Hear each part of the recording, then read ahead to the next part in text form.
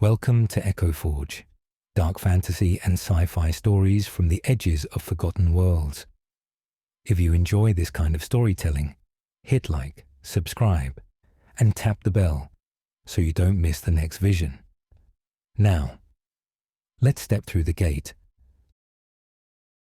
The forest that hunts. By the time Garran found the first drop of blood, he had already broken 2 rules. The droplet clung to a blade of grass, dark as garnet against the frost. It had half frozen in the morning cold, a perfect bead trembling at the slightest touch of wind. Garran crouched to study it, the leather of his coat creaking softly, his breath curling as mist in the air. The first rule was simple. Do not follow a trail you do not know how to return from. The second was older, rarely spoken aloud, except as a joke around firelight. Do not follow the white stag. Garran wiped his thumb across the blood. It smeared, thick and slow, still warm at the center, where the frost hadn't yet bitten. Fresh, close. He straightened, feeling the weight of his bow across his back, the familiar pull of the quiver's strap on his shoulder. The world around him was muted winter brown and grey, the forest thin on the edges, bare branches rattling softly like old bones. Somewhere behind him, past the low ridge and out of sight, lay the village. Smoke from its chimneys had been a faint smudge on the sky an hour ago. Now it was gone. He scanned the trees, following the pattern of broken twigs, disturbed moss, prints that bruised the thin skin of snow.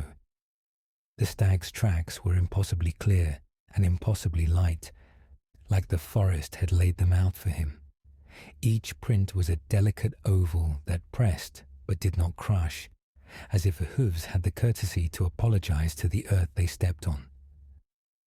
The first glimpse had been at dawn, a pale shape between the trunks, antlers catching the early light, eyes like 2 dark coals that had seen him long before he saw it. It had stood at the edge of the tree line, almost within bowshot, then turned and vanished as smoothly as breath-leaving lungs. He had followed. He told himself it was a once-in-a-lifetime quarry. Meat for weeks. Hide that would fetch coin even in lean winter. Antlers that would hang above his hearth. He told himself that. And not that something in that still black stare had hooked into him like a barbed arrow and pulled. There was more blood now. Drops, a thin line, then a smear along a fallen log where the stag had brushed past too close. Garran's gaze sharpened, wounded. The shot he'd loosed earlier, the one that had vanished between branches, had struck after all. He imagined the shaft buried in a flank, the stag slowing. "There you are," he murmured. His voice felt small in the trees. He stepped over the log and followed. The forest thickened gradually, like water boiling slow to a rolling simmer. The trunks grew closer together, the undergrowth sharpening from brittle brush to low, thorny tangle. The brown sky of branches above his head knitted more tightly, muting the light into a constant grey that never moved, never warmed. Garran didn't notice the change at first. Hunters rarely do. The familiar is a cloak pulled tight over the strange. He moved as he always did, feet soft, weight on the outside edges of his boots, gaze skimming ahead for movement, while his mind traced the language of the ground below. Broken fern, scuffed bark, a tuft of white fur snagged on a jagged branch. He plucked the fur free. It felt softer than down between his calloused fingers. For a moment he lifted it to his nose. It smelled of nothing. No animal musk, no wet dirt, no iron tang of blood, just cold. A prickle ran down his arms. He dropped the fur and kept walking. Time, that faithful companion of steps and sun, began to slip. Garran realized this only when he reached for the sense of the village behind him and found nothing solid to grasp. He stopped. The forest around him stretched in every direction, unmarked. The low ridge he had crossed had disappeared behind folds of earth, replaced by others that looked the same. The sky above was a flat grey lid. He turned slowly, expecting at least the faint memory of distant smoke, the comfort of noise, a dog barking, a woodcutter's axe. But there was only the dry hiss of wind in the trees. He searched his memory for how long he'd been walking. An hour, 2. The light hadn't changed. The cold had, though. It had grown deeper, burrowing under his clothes like a living thing. Too far, he muttered. The words fell flat. He knew the stories, of course. Everyone did. They made a ring around the village like the old standing stones that no one touched. Tales of the forest's heart, where paths twisted on themselves and time put on other faces. The elders called it the Deepwood and laughed as they did, as if naming a thing made it tamer. Hunters told another version, quiet and sober, over shared flasks and crackling fires. There is a line in the forest you don't cross. Not marked, no signs nailed to trees, but you know it when you're near it. Birds go still. The air smells like wet stone and old leaves that never rot. Your shadows fall wrong. Cross that line, they said, and the forest remembers you. Garran had always thought that was just another way of saying you get lost. He hadn't noticed any line. And yet, he turned back the way he thought he had come, counting his steps, marking trees with the small knife he kept at his belt. Each cut wept pale sap like milk. It felt like cutting skin. He walked until he found a familiar fallen log streaked with frozen blood, where the stag had brushed it. His own boot prints were nowhere to be seen. Garran stood very still. The only sound was his breathing, too fast, too loud.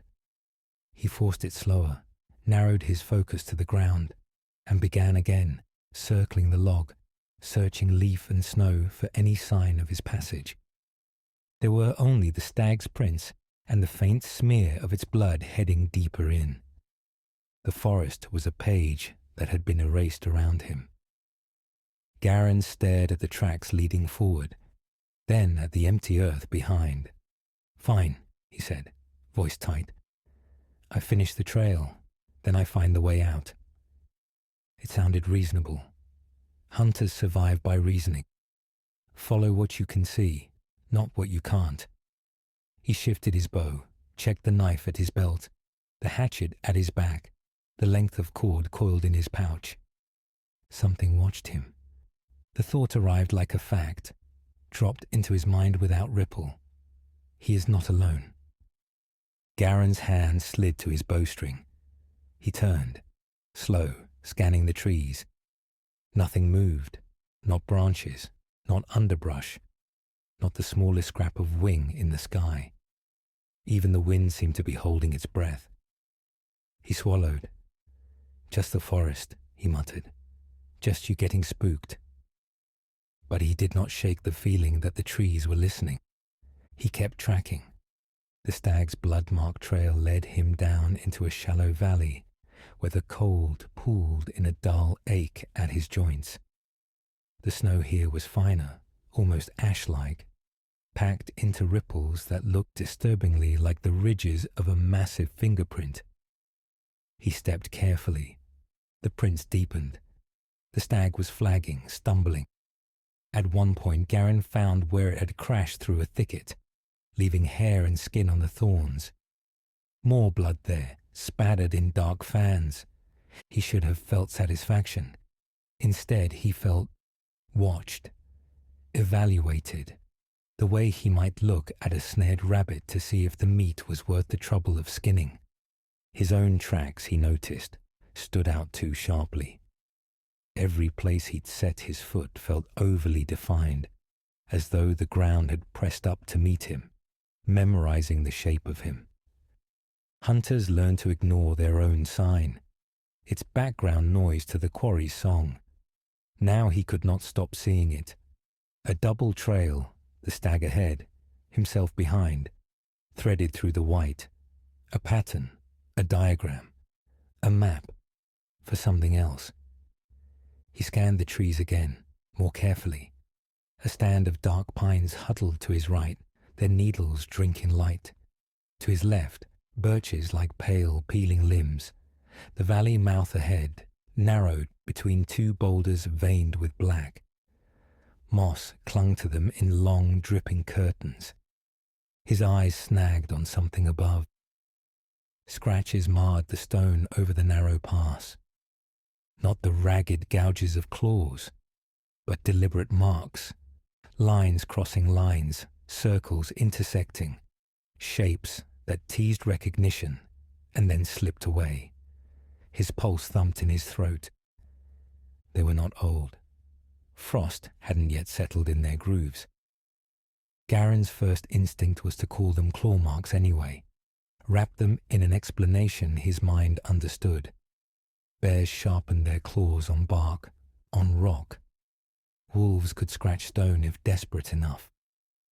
He traced one set of lines with his eyes and realized they were too deep, too clean, carved as if the rock were no more than clay.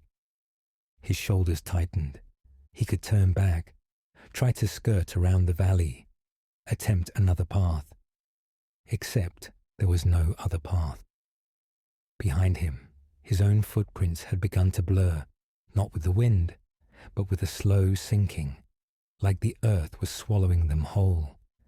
The forest did not want him to go back. He slipped between the boulders. The air on the other side was thicker. It had weight in his lungs, a damp heaviness that smelled faintly of iron and bark. Sound shifted too.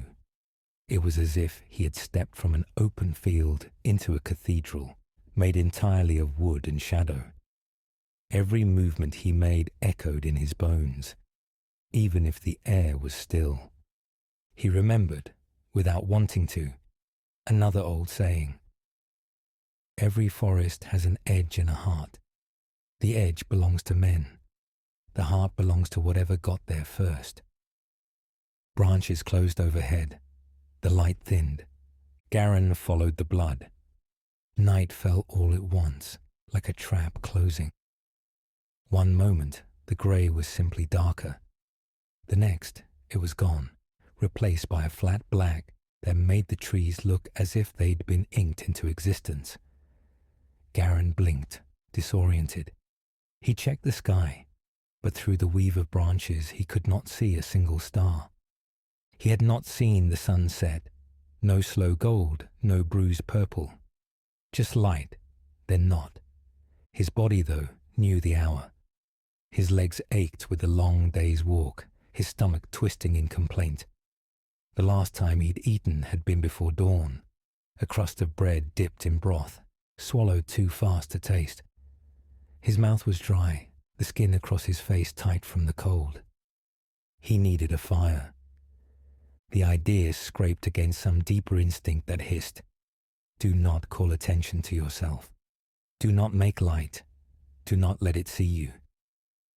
He ignored it. Fire meant warmth. Fire meant a circle of safety, however small. Men had stared into flames since before they could name danger. It gave shape to the dark. He found a hollow between two tree roots, half sheltered from the wind. His hands moved automatically, gathering twigs, dry bark, teasing sparks from flint and steel. The first time, the tinder hissed and went out.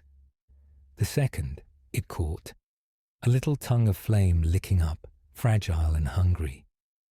Garran fed it carefully, coaxing it into a sharp, bright flame, then a crackling cluster that threw uncertain light onto the trees.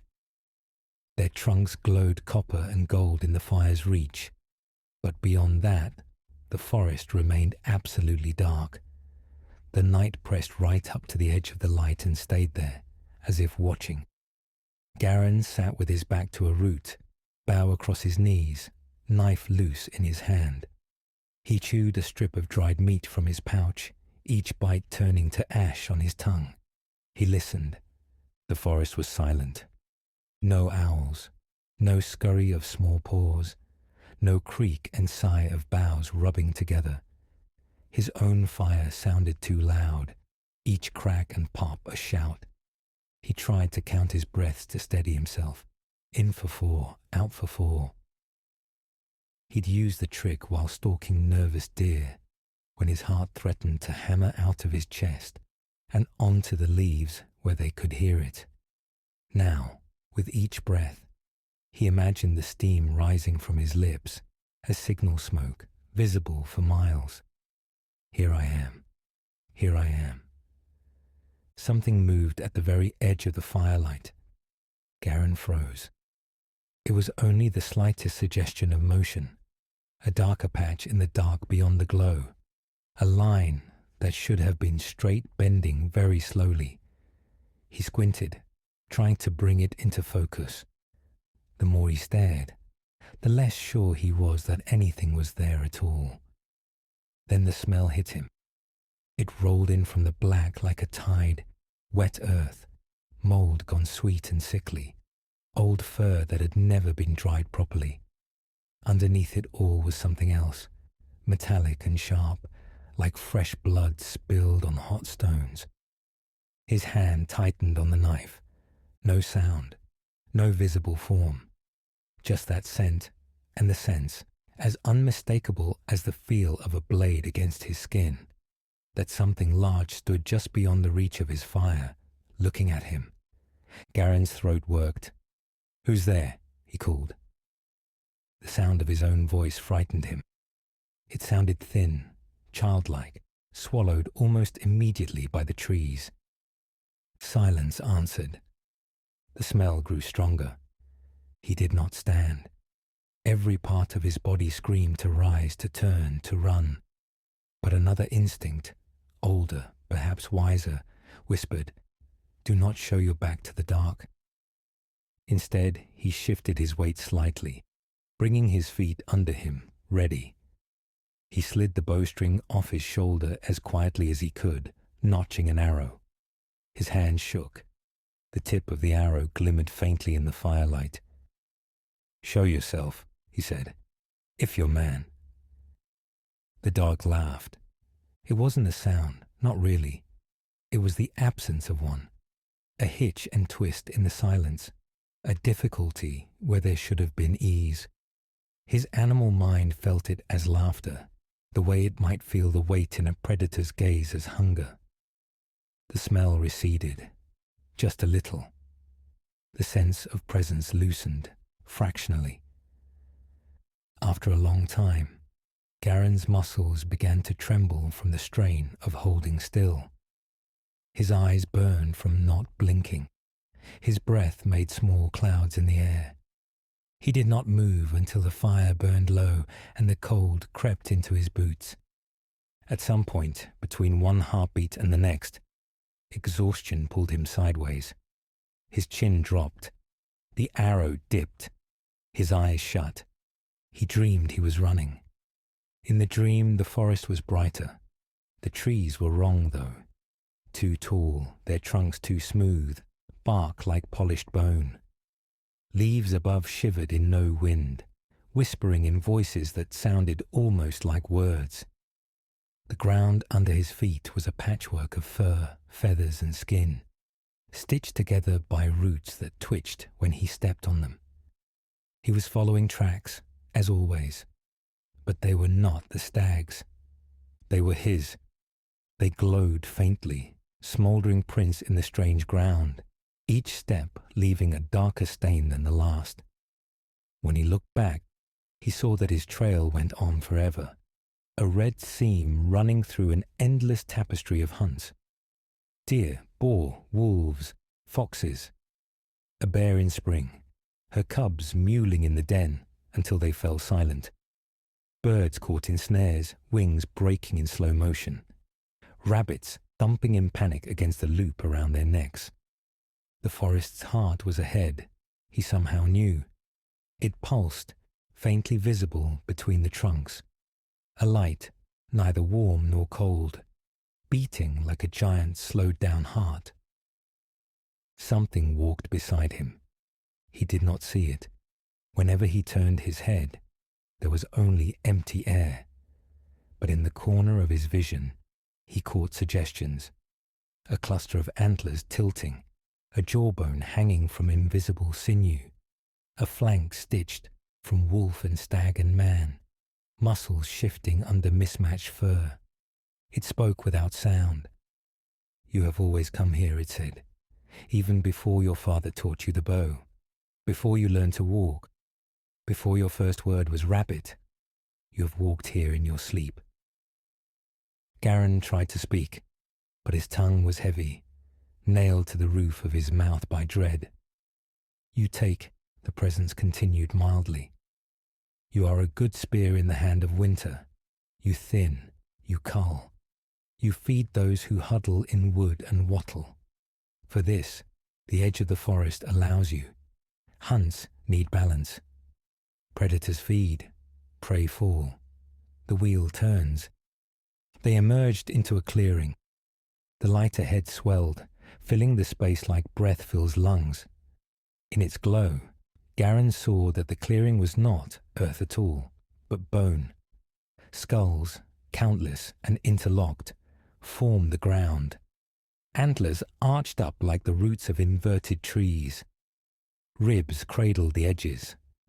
Each empty eye socket stared up at him, waiting. In the center of the bone clearing stood the white stag. It was bigger than it had seemed between the trees. Its antlers branched like frost-laced roots, every tine tipped with a droplet of darkness. The shaft of Garran's arrow jutted from its flank. Blood leaked around the wound, but instead of dripping down, it ran upward, tracing lines over its ribs and neck, writing words in a language Garran could not read. Its eyes were not like coals now. They were mirrors. When he looked into them, he saw himself, standing, bow in hand, arrow nocked and drawn. "You followed," the stag said. Its mouth did not move. The words shook the skulls under Garran's feet, made antlers hum. He tried again to speak and managed to croak. "I hunt," he said. "You take," the other thing beside him said, still unseen. "But you do not look behind you." The stag lowered its head. The arrow dug deeper into its flesh. Its reflection eyes showed 1,000 hunts, 1,000 shadows like Garran moving between trees, raising bows, setting traps, laughing. Each kill was small, each death reasonable, necessary. Together, they were a flood. "Something else hunts now," the stag said. "You crossed the line. You came where your kind do not belong. You stepped into the part of the forest that remembers." The unseen presence in the corner of his eye smiled. He felt it as a tightening around his heart. "You are track," it whispered. "You are scent on the wind. You are the warm trail in the snow." Garran looked down. His own feet were gone. In their place were hooves, delicate and pale, stained red to the ankle. He woke with a jerk, lungs dragging air as if through wet cloth. The fire was almost out. Garran's hands scrabbled for the blanket of embers, stirring, feeding them splinters. Flakes of ash rose and fell, tiny ghosts collapsing back into darkness. A crooked flame licked up, then another, but their light was feeble. He had not gathered enough wood before sleep took him. The cold around him had teeth. It bit into the exposed skin of his face, gnawed on the gaps between his gloves and sleeves. His breath fogged thickly, hanging in the air longer than it should. His bow lay beside him, string slack. The arrow was nowhere to be seen. For a moment, panic surged, hot and ugly. He shoved it down. Lost arrows happened. Perhaps it had fallen when he jerked awake. He would find it in daylight. Daylight, he muttered, as if the word itself could summon it. There was no hint of dawn. The sky remained a black lid. He stood, joints protesting, and moved to stamp out the coals. Then he stopped. Tracks. He had not left his spot, and yet there, in the thin crust of snow at the edge of his camp, were footprints. Not his. They were larger, longer, wrong. At first glance they seemed almost human, but the proportions were off. The toes were too long, tapering to sharp points that had pricked the snow rather than crushing it. The heel was narrow, elongated, as if whoever made them walked more on the middle of the foot than the back. No boot treads, no animal pads, just bare, pale impressions, as if something had stepped out of a body that knew clothing once and discarded the idea. The tracks circled his campsite twice, each loop just outside the fire's reach. At one point, they came closer, toes dipping into the stuttering light, then withdrawing. Mist curled faintly inside the prince, refusing to dissipate, his heartbeat in his throat.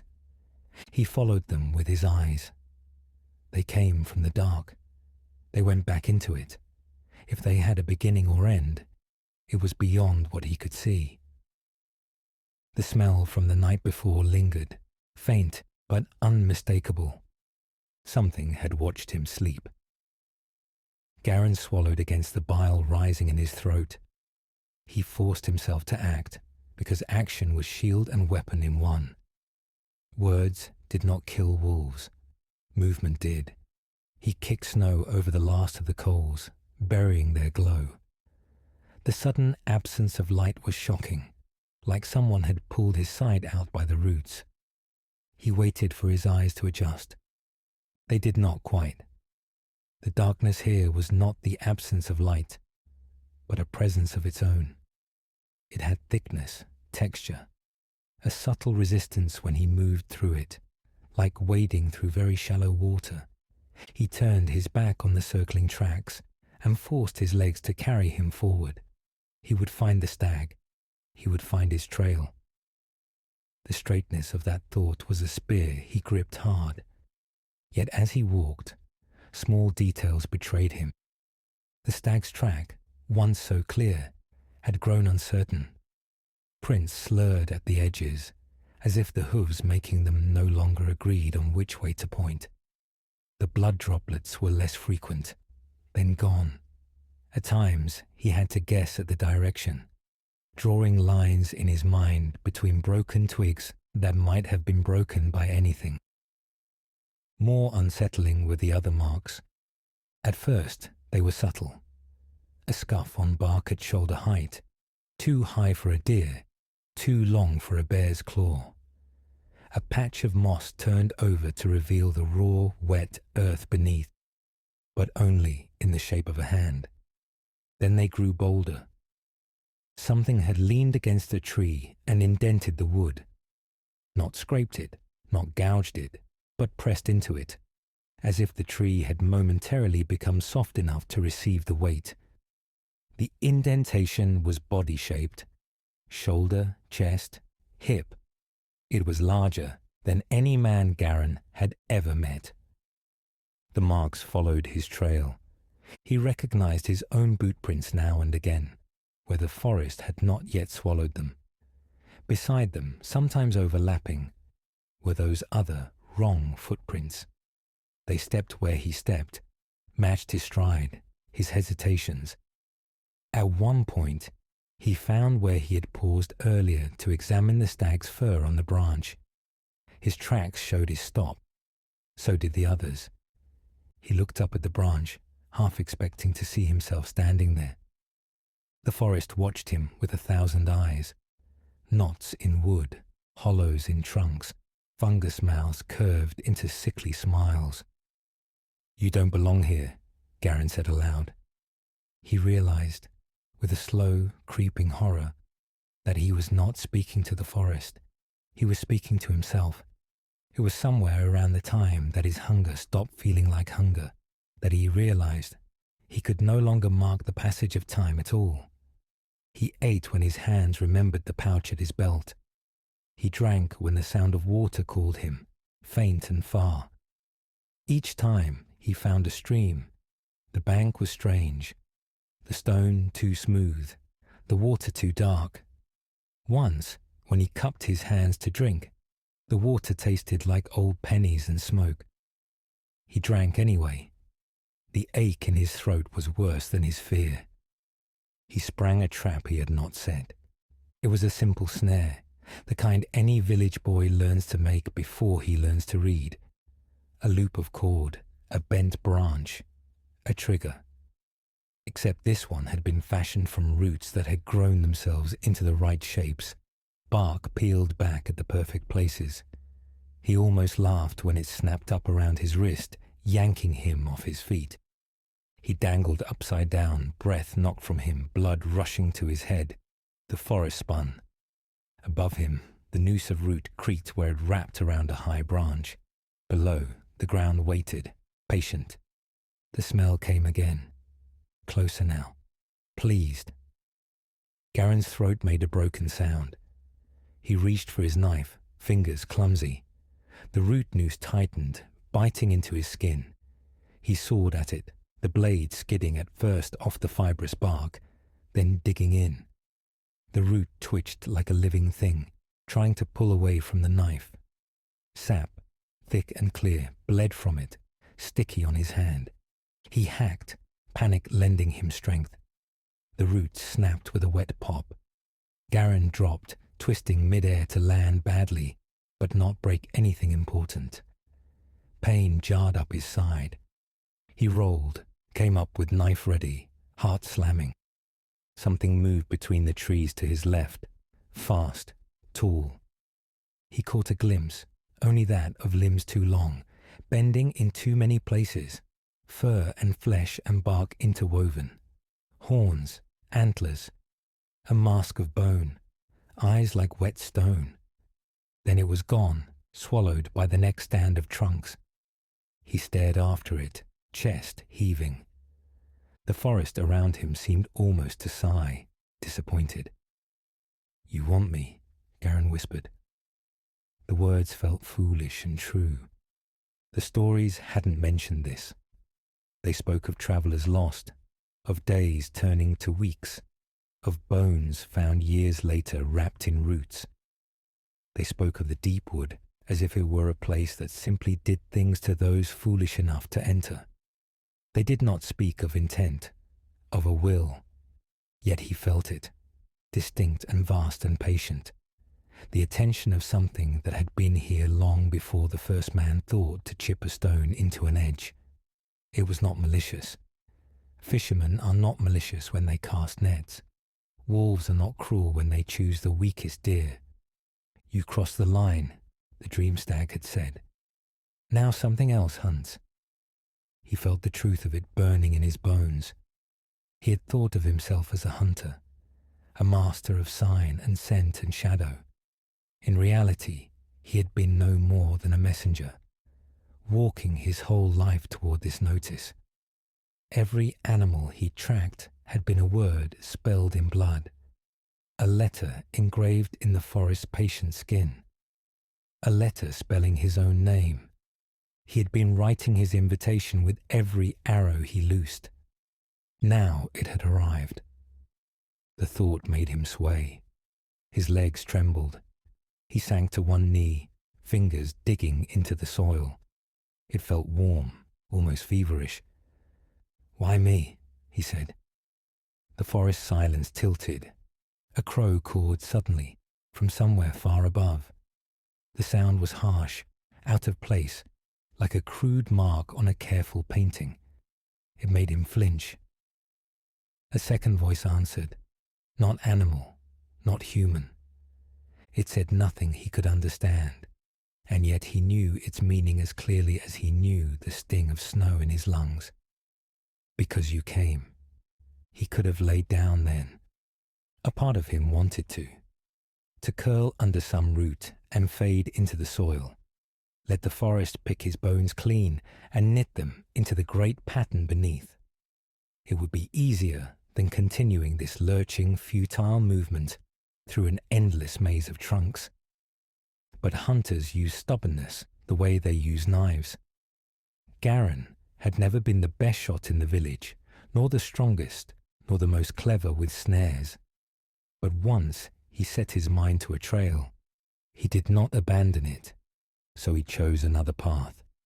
If he could not outrun what hunted him, perhaps he could do what he had always done: turn and face it, read it, understand it enough to kill it.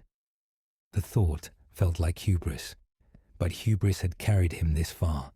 He saw no benefit in abandoning it now. He began to track not the stag, not his own fading prints, but the marks of the thing that walked beside them. They were easier to find now. Perhaps it allowed him that. Long, narrow prints in the snow, sometimes deep enough to touch the earth below, sometimes barely a whisper on the surface. Places where bark bent inward, as though something had leaned close to listen to sap moving. Hair snagged on a thorn, a tangle of grey and brown and something like moss. He forced himself to treat them as he would any other sign. Size, weight, speed. The stride length suggested something taller than a man by half again. The depth of prints varied wildly, as if its weight changed with its mood.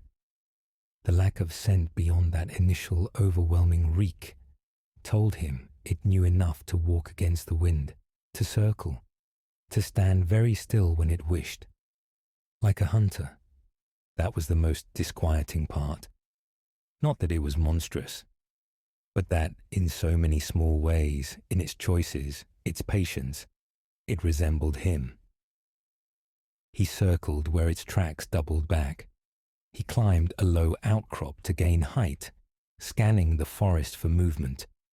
He placed himself where he would if he were it, seeking vantage. The forest unfolded beneath him like a dark, tangled thought. He saw no movement, no flash of white fur, no glint of eyes, but he did see something else, a shape rising above the trees in the distance, tall and crooked, like a dead tree that refused to fall. It was too straight, though, its angles too deliberate. A tower of bones. No, not bones. Stone carved into the suggestion of bones, ribs, spines. Skulls fused and stretched into vertical architecture. It loomed in the grey distance like a notion of death given form. Every path of tracks, stag, Garran, the other thing, angled toward it. Garran's hand tightened on his bow. He climbed down from the outcrop slowly.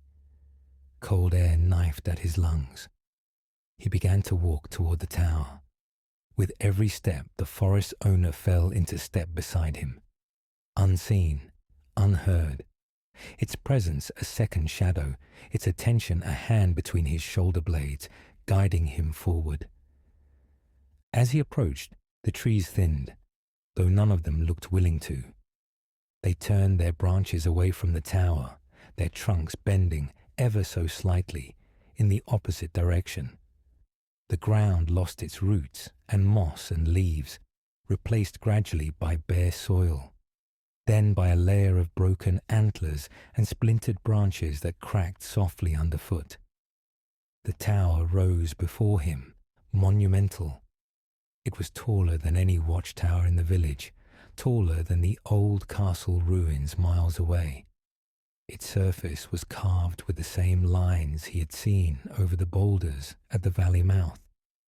Up close, they resolved into more complex patterns.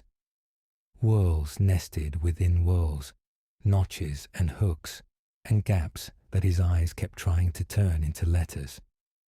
He reached out a hand before he realized he was doing it. The stone under his glove was not cold.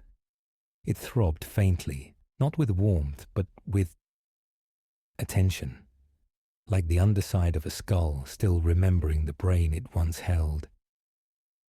He snatched his hand back. At the tower's base yawned an opening, not quite a door, not quite a mouth, a narrow slit, tall enough for a man to walk through without bowing, framed by carved antlers that twisted into each other overhead. The darkness beyond was absolute. Stag prints led inside. He looked down and saw that so, in places, did his own. The thing he had been tracking left no mark here at all. Garran laughed, a sound with too much edge. "Of course," he said. "Of course it ends in a hole." He could turn back. The thought arrived, perfunctory, as a formality more than a real suggestion. Turn back to what? The labyrinth of trees that no longer obeyed distance, the circling tracks, the coma-black nights. He stepped through. The darkness had weight. It clung to him, coating his skin under his clothes, sliding along his teeth and down his throat. For a terrifying moment, he thought he had gone blind. Then his eyes adjusted enough to see that there was light, after all. It came from the walls. Lines carved into the stone glowed faintly, like the embers of a long dead fire. They traced spirals and loops and branching paths that echoed each other, like the reflection of trees in still water. As he watched, the patterns shifted, slowly rearranging themselves. New paths opened, old ones closed. He realized with a small shock that the lines were tracks, not carved, worn. Millions of tiny abrasions, paths trodden into the stone by countless feet.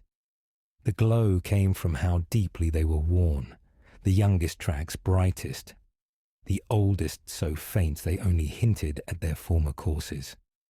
He saw deer, boar, wolf, bear, shape upon shape, overlapping, crossing, converging.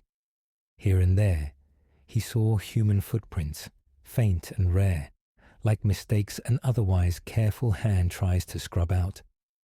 He walked. The corridor led him in a wide spiral, sloping gently downward. The air grew warmer, the smell stronger. The scent was no longer just rot and fur and iron. It was memories, smoke from village fires, the steam rising from freshly butchered meat, the tang of pine sap on his fingers after cutting branches, the musk of his own sweat after a long day's tracking. He walked past scenes pressed into the stone, hunts replayed in bas relief. There he was, or someone like him, drawing a bow on a stag. There, a child version of himself lifting a rabbit from a snare, eyes bright with pride. The detail was unnerving. The chipped notch on his first bow, the tear in his old winter coat, the way his left shoulder always hunched just a little higher than his right. Not memory, record. The forest had been watching far longer than he'd known. Each small kill had written itself into this place, etched in as surely as chisel marks. At last, the corridor opened into a chamber. It was vast, its ceiling lost in shadow. The floor was flat and smooth, ringed with shallow depressions, beds, maybe, or old fire pits. In the center of the chamber lay an immense hollow, a basin carved into the stone, filled to brimming with darkness so dense it looked like liquid. On the far side of the basin stood the white stag. It was bigger here, or maybe he was smaller. The shaft of his arrow still jutted from its flank. Black blood pooled at its hooves, refusing to spread. He stepped forward, slowly. "You led me here," he said. The stag's ears flicked, an oddly mundane gesture in this place. "I bled," it replied. "You followed. It is what you do." Garran's voice came out rough. "What is this place?" "The ledger," another voice said. It came from behind him. It came from everywhere. Garran turned. The forest hunter stepped out of the shadow. It was neither beast nor man. Or perhaps it was both, tired of choosing. Its limbs were long, jointed in ways that suggested branches as much as bones. Muscles writhed under a hide made from too many animals stitched together, fur and scale and feather all struggling for space. Antlers crowned its head, twisting so wide they scraped the chamber's unseen ceiling. Between them hung trophies, skulls, jawbones, teeth, claws, every one of them inscribed with the same shifting marks that covered the tower's walls.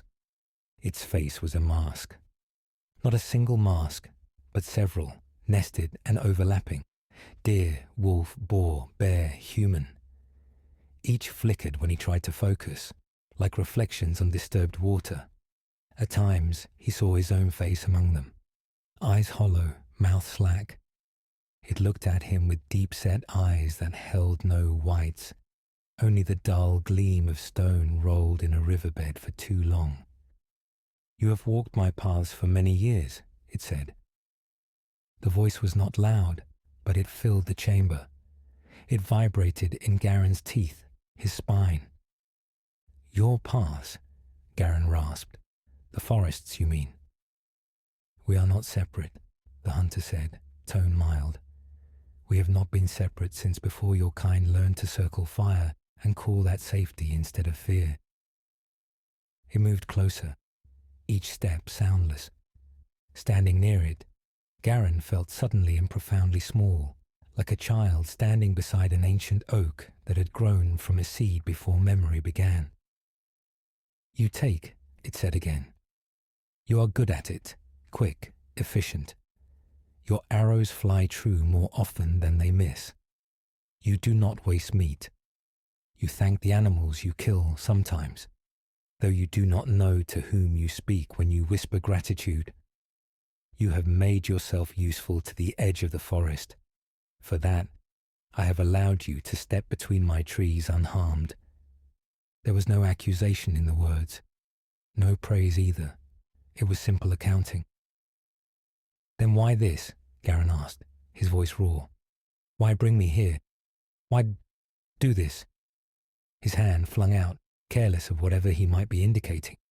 The tower, the chamber, the ledger of stone. The hunter's many-masked face tilted. "Because you crossed the line," it said.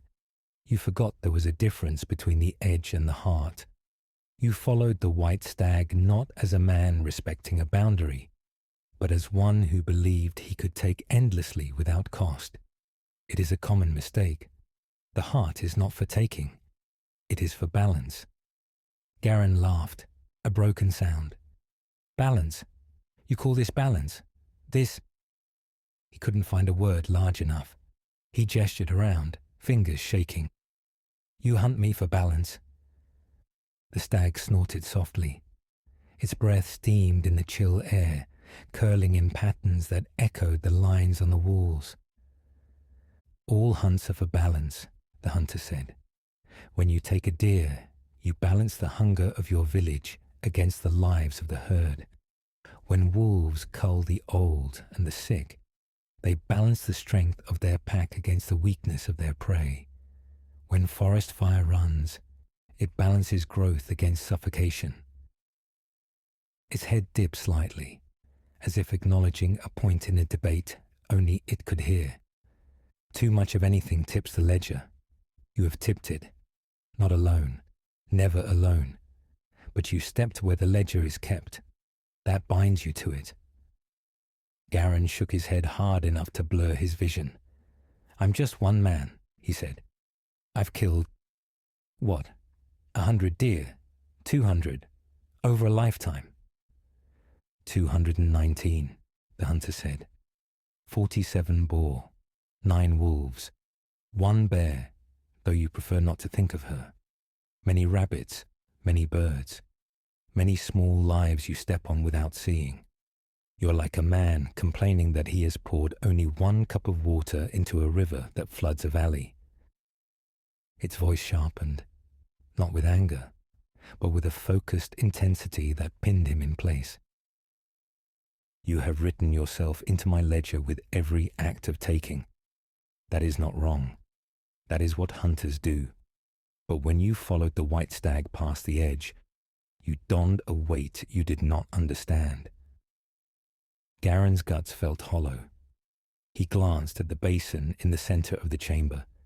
The dark liquid within it moved slowly, rising and falling like the breath of a sleeping creature. "What happens now?" he asked. The hunter regarded him for a long moment. It stepped closer. He could smell it clearly now. Not rot, as he'd first thought, but the layered sense of all the lives it encompassed. Fur, blood, wet leaves, smoke, stone warmed by sun. It was the smell of every hunt and its aftermath concentrated into a single, unbearable note. It raised one long-fingered hand, bark and bone and tendon intertwined. At the end of each finger was a nail like a thorn. "You came here thinking yourself pursued," it said. "That is true. You are prey now. But prey does not simply die. Prey feeds. Prey becomes." Its nail touched his forehead. Cold exploded through Garran's skull. He cried out, his legs buckling. Images rushed through him too fast to grasp. The first time he'd held a bow. The feel of fur under his left hand as he skinned a fox. His mother's hands chapped and warm. His father's voice low and steady saying, "Always thank what you kill, boy. You do not know who is listening." The faces of every animal he'd ever brought down, flickering past him like leaves in a storm. Behind them all was the forest, not as trees and stones and streams, but as a single vast being, ancient and self-consistent. He saw how every trail was a nerve, every falling leaf a thought, every death a heartbeat. He was very, very small in that vision. The hunter's voice came from inside his skull now. "You will not be wasted," it said. "None of you are. You will become what you have always been walking toward." He felt himself sinking. Not physically. His body was still on his knees on the stone floor, the hunter's hand on his brow, the stag watching with mirrored eyes. He was sinking inward, into the echo of his own steps. He saw his hunts replayed from the other side, the terror of the deer as the arrow whispered through the air, the confusion of the boar as its legs failed, the fierce, bewildered love of the bear as she lunged one last time to keep his spear away from her cubs. He flinched, tried to pull back, but his resistance was the flutter of a moth against a closed window. Something moved in the basin. The dark liquid rose, as if responding to a tide only it could feel. It crept up the sides of the hollow, thick and gleaming. When it overflowed, it did not spill.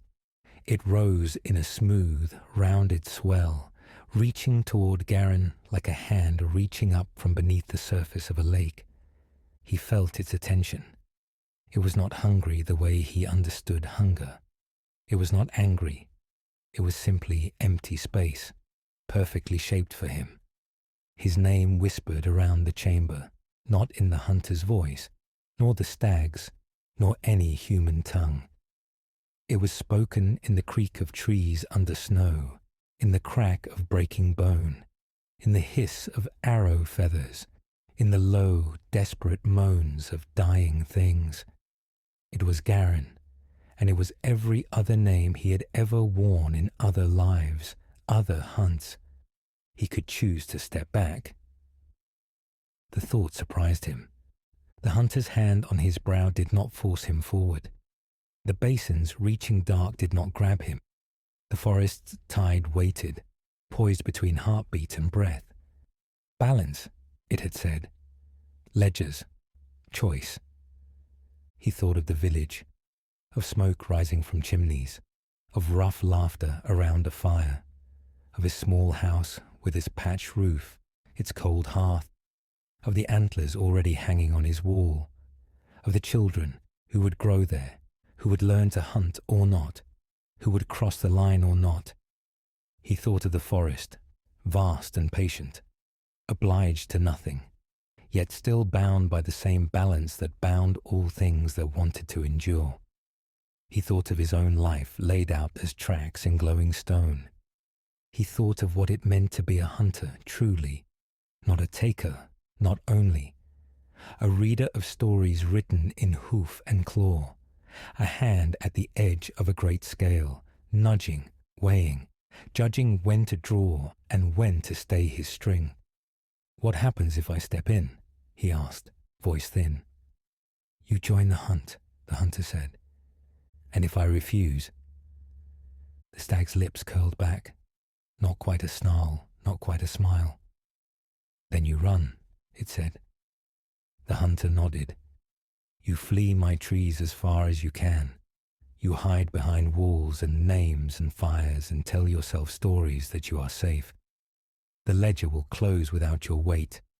The balance will be struck without your understanding. You will die, as all things do. Small, confused. The forest will sigh and turn another page." Garran looked at the basin again. He had run his whole life, after prey, away from hunger, away from the stories that said there was a line he must not cross, even as they refused to show him where it lay. Running had brought him here. He was tired. His knees ached on the stone. His hands were raw, his lungs burned. But beneath the exhaustion, something else stirred. A stubborn ember that had carried him through every long track in winter, every hopeless hunt where trails seemed to evaporate. He did not want to be small. He did not want to pretend he did not know the weight of his own footfalls. He stood slowly. The hunter's hand fell away from his brow. The basin's surface trembled, sensing his choice. He stepped forward. The darkness met him halfway. It was cold at first, a shock that stripped breath and sense, that squeezed his ribs until he thought they would crack. Then it was vast. He was falling and floating and standing still. He was moving through the forest and seeing it from above, from below, from every angle at once. He knew where a fox crouched in his den 2 valleys over, heart racing as a wolf sniffed near. He felt the slow press of roots around an old foundation stone left by men centuries ago, the stubborn persistence of their marks and the forest's gentle, relentless erasure. He saw briefly the village at the forest's edge. He saw men and women stirring, tending fires, cursing the cold. He saw a boy looking toward the trees with longing. He saw how their lives too were tracks, faint but real, etched into the edge of the forest's awareness. He saw himself, not as a man, not only, as the sum of every step he had taken, every life he had touched. His path glowed, threading through others, weaving a pattern he had never known he contributed to. He understood dimly how he might move now, not as a single set of footsteps, but as an influence on many. Steer hunts away from fragile herds, guide winter's predators toward the weak rather than the young, whisper fear into the hearts of those who cross the line carelessly, send them stumbling back to the safety of the edge before they wrote themselves too deeply into the ledger too soon. He could not change what had been taken. Nothing could. That was not what balance meant. But he could help decide how future marks were made. The darkness pressed into him and through him, filling spaces he had not known were empty.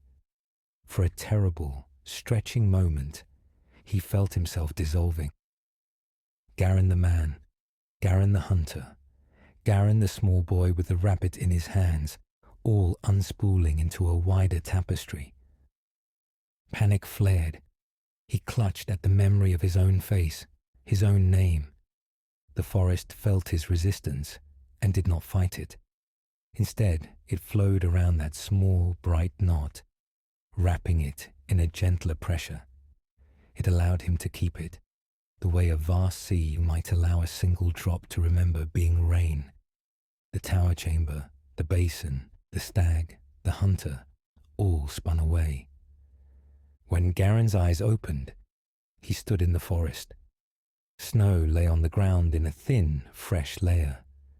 The trees were as he remembered them from the edge, sparse, their branches rattling in a cold wind. The sky was a soft, colourless grey that promised a winter sun, if it could be troubled to rise. His breath steamed in the air. He reached up, hand shaking, and touched his own face. Human. Flesh. Stubble rough against his fingertips. He looked down at his boots. Leather, cracked. The familiar scuffs and stains of long use. His bow lay at his feet, half buried in snow. His quiver leaned against a tree. His knife was at his belt. For a wild moment, he wondered if he had dreamed it all. Then he saw the tracks. They crisscrossed the snow around him. Deer, rabbit, fox, 100 small lives. He saw where a wolf had passed hours ago, its prints clean and sharp. He saw his own boot prints leading to where he stood. And over all of them, woven lightly, almost delicately, were other marks. They were not the deep, unsettling footprints he had seen before, in the thick of the Deepwood. Those narrow impressions with 2 long toes. These were faint, so faint a careless eye would miss them entirely. Suggestions more than prints. A shadow of a step here, a hint of weight there. They threaded between the other tracks, never crushing, never disturbing more than a dusting of snow. They felt like intention. Garran could read them. He saw where the wolf's future path might bend, nudged by a strange fear, away from a den of newborn fawns toward a carcass already half-eaten. He saw where a rabbit would pause, ears flicking, then startle and bolt in a direction that would take it out of a snare's reach. He saw where a hunter, a man, heavy-footed and careless, would follow a false trail of broken branches and spend hours wandering in circles until hunger and cold forced him back to the village, away from the forest's heart. He saw his own path leading forward, into the trees. Not as it had been, as it might be. Something moved at the edge of his vision. He turned and glimpsed between 2 trunks a tall, antlered figure. It was more suggestion than form, its edges blurred into the bark and snow. When he looked straight at it, it was gone. But its presence lingered, like the echo of a bowstring after the arrow has flown. The forest hunter, or part of it, or him. A crow called overhead. The sound made him smile unexpectedly. He bent slowly and picked up his bow. The wood felt familiar in his hands, but different too, as if he held not just the tool, but the knowledge of every branch it had once been, every storm it had weathered, every beetle that had crawled along its bark. He slung it over his shoulder. Before he turned toward the village, he knelt and pressed his palm flat to the snow. "Thank you," he whispered. He wasn't entirely sure to whom he spoke. The forest, the hunter, the stag, himself, the ledger that had accepted his weight and not crushed him completely. The snow beneath his hand felt very slightly warmer, as if something great and slow beneath the earth had acknowledged the words. He stood. The way back to the village was clear now. Not in a straight line, forest paths never are, but in that subtle ease of movement hunters feel when they are going the right way. Trees seemed to lean aside. Underbrush thinned. The light between trunks brightened where he needed it, dimmed where he did not. Behind him, deeper in the forest, a stag moved. Not white, brown and grey, its coat ragged with winter. Its ribs showed faintly under the fur. It picked its way through the snow, wary, ears flicking. It would make good meat. His old self would already have set his feet for the shot, breath slowing, fingers finding the string. Garran watched it for a long moment. He saw, overlaid on its path, the faint print of another possibility. The stag living to see spring, siring fawns, feeding wolves, feeding earth, feeding moss that would one day cloak a stone, that would one day topple onto the grave of some man who had thought himself separate from the forest that surrounded him. Balance. He turned away. Today he would bring back snared rabbits and a thin fox who had grown too bold near the chicken coops. The ledger would take note. The forest would adjust, as it always did. And when a child of the village, some winters from now, looked toward the trees with longing, feet itching to cross the line his elders warned him about, something in the shadows would lean close, would sniff his intent, would decide. Perhaps it would guide him back gently with a prickle on his neck and the sense of being watched. Perhaps, if the ledger required it, it would let him step too far, let him write his own name deeper into the stone. Garran walked toward the edge of the forest, his steps light, his eyes reading not only what was written on the ground, but what was being written through him. He had gone too deep. He had been hunted. Now he hunted with something larger than himself. The forest watched, and for the first time, he watched back, as equals in an old dark conversation that would go on long after his bones had joined the patterns beneath the trees. Thanks for watching Echo Forge. If this story resonated with you, leave a comment, hit like, and subscribe so the next tale finds you. Share this with someone who loves dark fantasy or twisted sci-fi, and I'll see you in the next world.